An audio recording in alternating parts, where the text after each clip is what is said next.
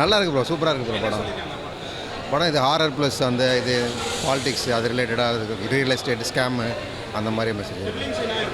Thrilling எல்லாமே பக்காவாக இருக்குது. சார் எல்லாமே பக்காவாக இருக்குது. சைடு ஆக்டர்ஸ் எல்லாருமே நல்லா இருந்துச்சு. எல்லாமே நல்லா இருக்குது. இல்லை ஃபேமிலியோட பார்க்கலாம், நல்லா இருக்குது. நல்லா இருந்துச்சுண்ணா. சூப்பராக பண்ணியிருந்தாங்க. ரொம்ப பயமாகவும் இல்லை, ரொம்ப நார்மலாகவும் இல்லை, நல்லா இருந்துச்சு. சாங்ஸ் எல்லாமே நல்லா இருந்துச்சு. பார்க்கலாம். 4th floor movie, super movie. Songs எல்லாமே நல்லா இருக்குது. இது ஒரு ஆர்ஆர் படம். குழந்தையிலேருந்து பெரியவங்க வரைக்கும் எல்லோரும் இந்த படம் பார்க்கலாங்க தவறாமல். கண்டிப்பாக ஆரி சாருக்கு இது ஒரு கம்பேக் மூவி தாங்க. ஹீரோயின் எல்லாம் சூப்பராக பண்ணியிருக்காங்க. ஆரிக்கு இது வந்து நல்லா இருக்குது, நல்லா ஆக்ட் பண்ணியிருக்காரு. கண்டிப்பாக சொல்லியிருக்காங்க. படம் நல்ல படம், எனக்கு ரொம்ப பிடிச்சிருக்கு. கொஞ்சம் பயமாக தாங்க இருந்தது படம் பார்க்கும்போது, ஒரு பயமாக தான். RR movie, background music, songs எல்லாமே நல்லா. எனக்கு சாங்ஸ் ரொம்ப பிடிச்சிருக்கு. என்ன கதை ஆர்ஆர் மூவி தாங்க. எல்லோரும் பார்த்து அவங்களே தெரிஞ்சுக்கிட்டு நாம் சொல்ல வேண்டாம், ஃபேமிலியோடு வந்து பார்க்கலாம். படம் சூப்பராக இருக்குது. டைரக்டர் வந்து என்ன சொல்ல வந்தாரோ அதை கரெக்டாக சொல்லியிருக்கிறாரு. ஒரு ஆடியன்ஸாக நம்ம உட்காந்து பார்க்கும்பொழுது பார்த்திங்கன்னா படம் நல்லா வந்து ஃபேமிலி ஓரியன்டாக இருக்குது. ஒரு ஆர்ஆர் மூவி வந்து இப்படி தான் பண்ணணுன்றது வந்துட்டு வெவ்வேறு விதமாக பண்ணுறாங்க. இவர் வித்தியாசமாக பண்ணியிருக்கிறாரு. குட் டைரக்டர், நல்லா ஸ்க்ரீன் ப்ளே பண்ணியிருக்கிறாரு. மியூசிக் நல்லாயிருக்கு. ஆரி சூப்பராக பண்ணியிருக்கிறாரு. சிவானை நல்லா பண்ணியிருக்காங்க.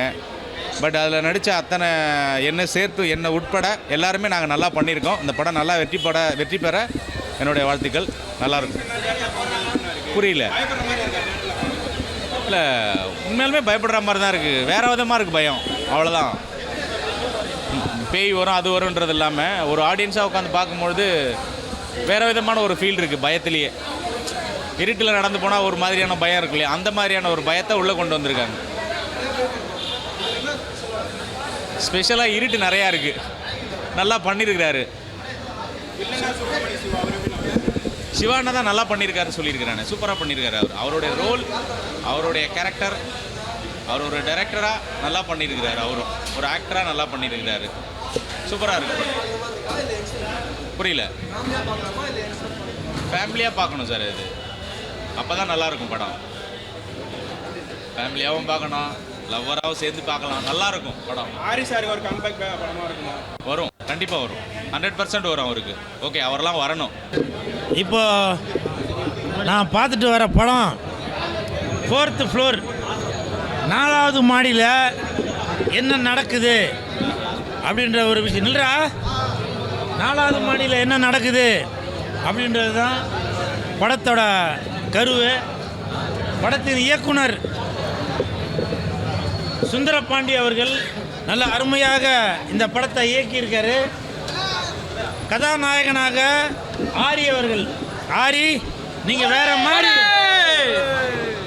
ஆரி அவர்கள் அந்த நவரசமும் இந்த படத்தில் காமிச்சிருக்காரு. சென்டிமெண்ட்டு, சோகம், ஃபைட்டு, லவ் எல்லாமே இதில் பக்காவாக பண்ணியிருக்கீங்க. ஆரி, உங்களுக்கு என் மனமார்ந்த வாழ்த்துக்கள். நீங்கள் வந்திருக்கீங்களா? படம் பார்க்க வந்திருக்காரு அவர்? ஷூட்டிங் வரலையா? அவருக்கு என் மனமார்ந்த வாழ்த்துக்கள். மற்ற கதாபாத்திரங்கள் எல்லாமே கச்சிதமாக இருக்குது. வில்லனாக நடித்திருக்கிற பேர் என்ன? சுப்பிரமணிய சிவா. அவருக்கு என் மனமார்ந்த வாழ்த்துக்கள். அப்புறம் அவருக்கும் கீழே ஒரு வில்லனாக நடிச்சிருக்காரு. வாயெல்லாம் ஒரு இந்த இடத்துலாம் காதெல்லாம் ஒரு இதுவாக இருக்குது. அவரும் அவரோட கதாபாத்திரம் பக்காவாக பண்ணியிருக்காரு.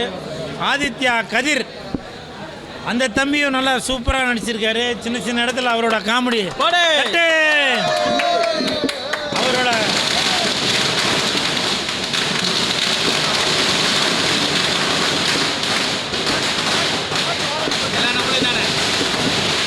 ஓனருக்கு பிறந்தநாள்.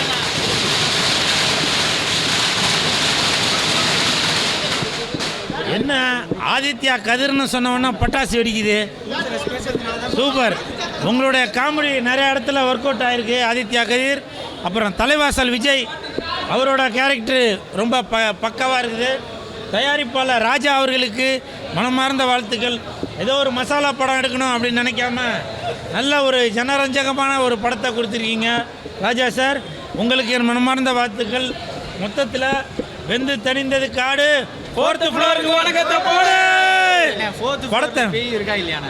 4th ஃப்ளோர்ல நீங்கள் படம் பார்த்தீங்கன்னாக்கா உங்களுக்கு நல்லா தெரியும்பா. எல்லோரும் நினச்சிட்டு இருப்பாங்க 4th ஃப்ளோர்னோன்னா இது ஏதோ ஒரு பேய் படம் போல அப்படின்னு.